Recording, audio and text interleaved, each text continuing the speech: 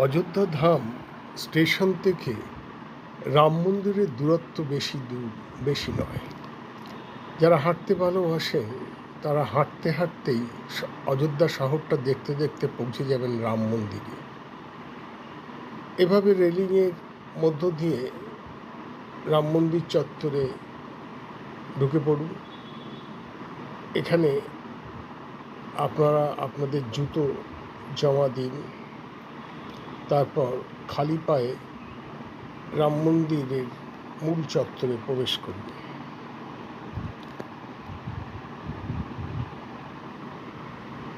এই খালি পায়ে এবার এগিয়ে আসুন রাম মন্দির চত্বরের মূল গেটের দিকে।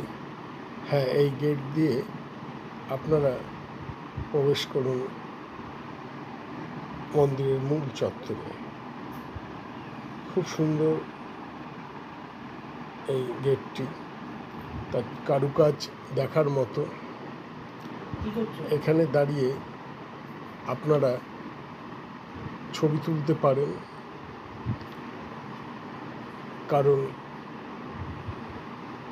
এর ভেতরে ঢুকলে তার আগে আপনাদের মোবাইল ক্যামেরা এসব জমা রাখতে হবে, তখন ছবি তুলতে পারবেন না। আগেই তাই ছবি তুলে নিন। এরপর এই পথ দিয়ে এসে আপনারা আপনাদের মোবাইল, চার্জার, হেডফোন, এমনকি চিরুনিও জমা রাখতে পারেন। তারপর সোজা রামলালা দর্শনে এগিয়ে যান।